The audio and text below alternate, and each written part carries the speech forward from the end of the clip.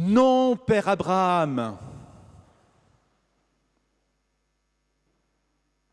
Vous entendez ce cri qui vient de cet homme riche qui, après sa mort, descend au séjour des morts et qui crie « Non, Père Abraham !» Incroyable. Vous remarquez que le pauvre ne dit rien et le riche parle. Il parle parce qu'il a besoin d'être rafraîchi sur sa langue. La représentation, voilà, là on voit l'homme qui est dans les flammes, là, qui tire la langue. Allez, envoie-moi ton boy, Abraham. Envoie-le, envoie-le. Et puis, Abraham qui dit, ben non, il y a une grosse séparation entre vous et nous, quoi, pas possible de franchir cet espace, quoi. Ah bon, alors écoute, tu l'envoies chez mes frères, hein. Voilà, parce qu'il faut que quelqu'un ressuscite d'entre les morts pour qu'ils se convertissent quand même, que mes frangins ne viennent pas ici, quoi. Et puis Abraham qui dit, bah écoute, si un mort revient chez eux, leur parle, ils ne seront pas convaincus du tout, mais ils ont Moïse et les prophètes. Non, Père Abraham. Ce texte nous fait comprendre que le riche reste dans une mentalité de riche, même dans le séjour des morts. Il n'a pas changé d'un iota entre sa vie et le moment où il est dans le séjour des morts. Il garde la même mentalité et on peut qualifier cette mentalité, voilà, une mentalité qui est complètement focalisée sur lui. Une mentalité qui est complètement focalisée sur sa volonté propre. Et il reste à ce stade-là. Moi, j'étais même en train de me dire, mais est-ce que ce type, il a même conscience de l'endroit où il est? Peut-être pas. En tout cas, il ne sait pas pourquoi il est dans les enfers. Il ne sait pas. Et il reste inchangé entre le moment où il a vécu sur terre et le moment où il est dans les Hadès, quoi, dans le séjour des morts. Incroyable de voir cet homme qui est complètement replié sur sa volonté propre. Il n'y a que lui qui compte. Non, Père Abraham, même les prophètes, ça ne m'intéresse pas, même Moïse, ça ne m'intéresse pas. Vous voyez, même dans le séjour des morts. Incroyable. Alors, on va regarder l'autre diapositive. Vous savez, il y avait ce fameux Lazare, il était vraiment en mauvaise posture. Et Lazare, eh bien, il avait 5 frères. Alors, en Lectio Divina, vous savez, tous les jeudis, on a ce temps de Lectio Divina avec un petit groupe comme ça. Et, enfin, vous êtes tous les bienvenus d'ailleurs pour vivre cela. Et puis, c'était Jacques qui nous avait posé la question, tiens, pourquoi est-ce que Luc prend le soin de dire que cet homme avait 5 frères? Alors, on a un petit peu réfléchi autour de ce petit détail de l'Évangile. Voilà, donc s'ils sont 5, ça veut dire qu'avec le riche, ça fait 6. Et vous savez que le 7, c'est le chiffre parfait dans la Bible. Voilà. Où était le 7e frère? Eh bien, il était à la porte. Il était devant le portail. Et je trouve que c'est très beau. Ça m'a beaucoup touché de découvrir cela et de dire, mais oui, le 7e frère, il était là, mais personne n'a su être frère de cet homme qui mourait de faim au portail du riche. Voyez. Et donc, pour le riche, ben, le pauvre, c'était un problème. Et pour Jésus, le pauvre, hein, c'est la solution. C'est beau. Hein. Et du coup, ça transforme complètement notre approche, hein, et notre réflexion. Vous savez, lorsque Luc dit que le pauvre gisait devant le portail, littéralement, Luc dit, il a été jeté là. Voilà, comme un machin, on veut se débarrasser de ce truc-là. Allez, on le jette là. Pouf, hein, on ne veut plus le voir. Hein. Voyez ? Et le nom de Lazare veut dire Dieu a secouru. Voyez ? Donc, cette famille avait tous les jours devant les yeux Dieu qui vient les secourir. Et leur cœur est resté fermé. Et vous savez, dans la Bible, hein, vous connaissez peut-être le récit de Caïn et Abel. Dans la Bible, c'est le premier meurtre.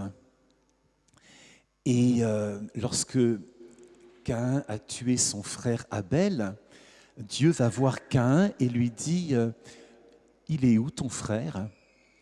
Et la réponse de Caïn, c'est « Mais suis-je le gardien de mon frère ? Suis-je le gardien de mon frère ?» Et la Bible répond à toutes les pages « Oui.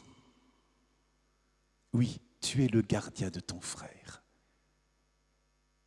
Voyez ? Alors, on voit bien que ce texte est vraiment un bel appel à nous ouvrir aux autres. Hein ?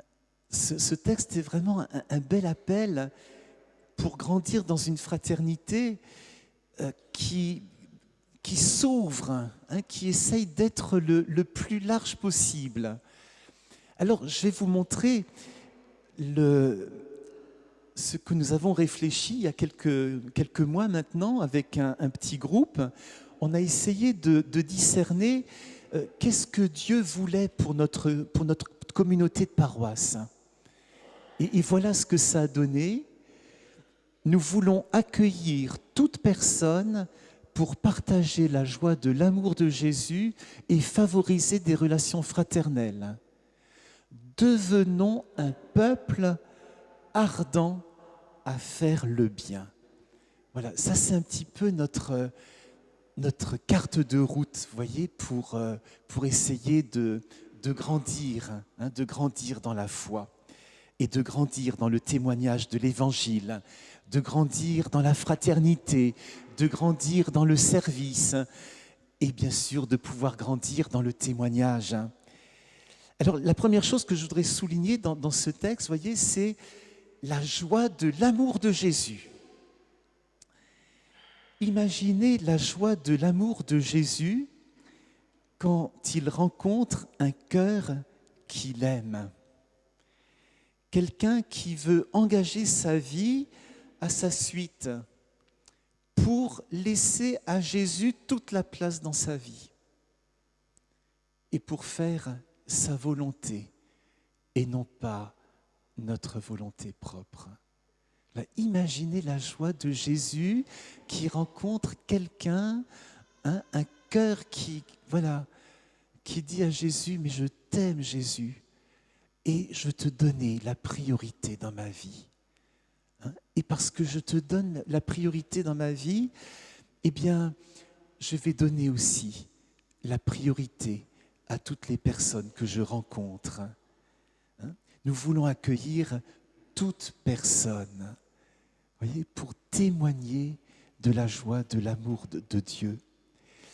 Il y a une très belle prière qui dit « Seigneur, foyer brûlant de charité, accorde-nous une telle ferveur que nous soyons capables de t'aimer plus que tout et d'aimer nos frères à cause de toi. » Voilà. Aimer nos frères à cause de toi. Hein? Ah oui, Jésus, tu veux nous accorder une telle ferveur. Ah, ce mot-là est important. Hein? Une telle ferveur, voilà, que nous voulons t'aimer plus que tout et aimer nos frères à cause de toi. Superbe, hein? Ça ne vous donne pas envie de vouloir vivre cela, de vouloir aller dans ce sens, hein? Alors, la dernière phrase, devenir un peuple ardent à faire le bien. Ça, c'est une phrase qui nous vient de Saint Paul.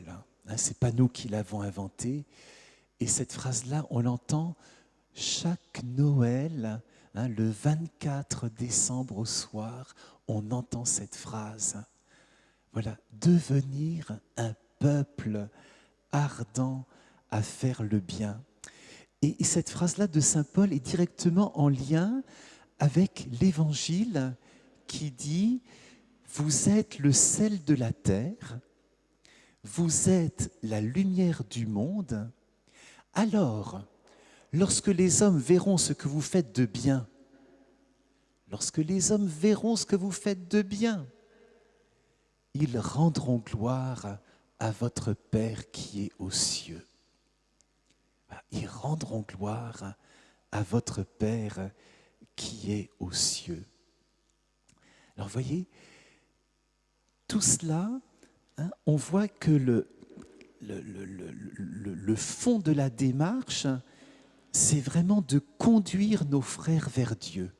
On va cliquer sur la diapositive, encore une fois. Voilà, conduire les hommes vers Dieu.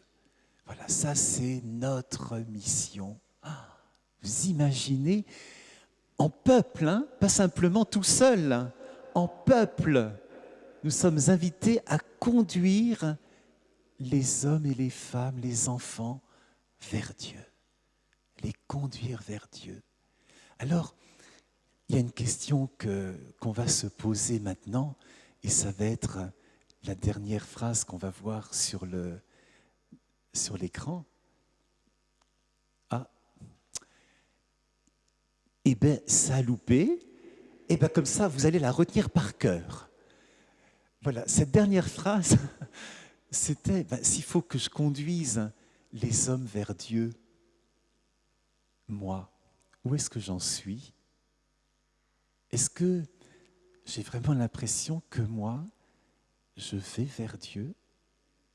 Est-ce que j'ai l'impression que j'avance vers Dieu?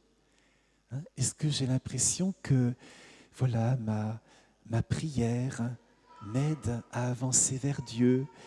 La lecture de la Bible, est-ce qu'elle m'aide à avancer vers Dieu? Est-ce que tous les engagements que je vis, que ce soit en paroisse ou ailleurs, est-ce qu'ils m'aident à avancer vers Dieu? Voyez? Alors, on va vraiment demander à Jésus de nous éclairer et de dire, mais Jésus, c'est pas seulement seul que tu veux me conduire vers toi, mais c'est tout un peuple, tout le peuple que nous sommes là ce matin rassemblés.